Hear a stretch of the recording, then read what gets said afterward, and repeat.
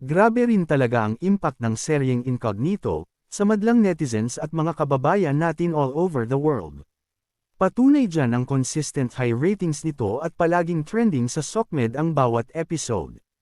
Very successful din ang appearance ng cast ng Incognito, na pinangungunahan nina Richard Gutierrez, Baron Geisler, Kayla Estrada, Maris Racal, Anthony Jennings, at Daniel Padilla sa Panangbengke Kapamilya Caravan, nitong Sabado sa Melvin Jones Grandstand, Baguio City.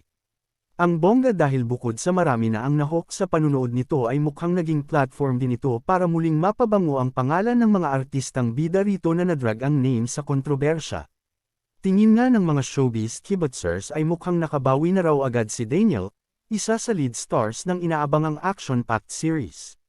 Ang husay-husay naman kasi ni Daniel sa Incognito, kaya marami siyang napapahanga sa kanyang pagganap bilang Andres Malvar.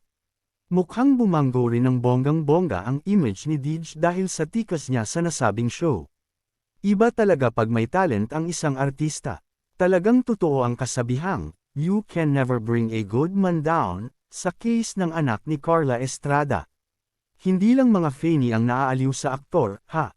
Maging ang mga advertisers ay gusto si Daniel. Gaya na lang ng kaibigan naming top executive ng isang kilalang consumer brand sa bansa.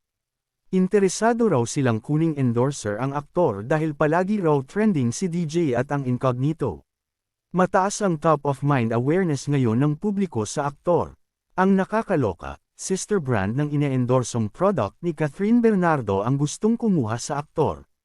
So hindi rin malayong mangyari na magsama ang dating magkasintahan sa pag-endorse ng iisang produkto.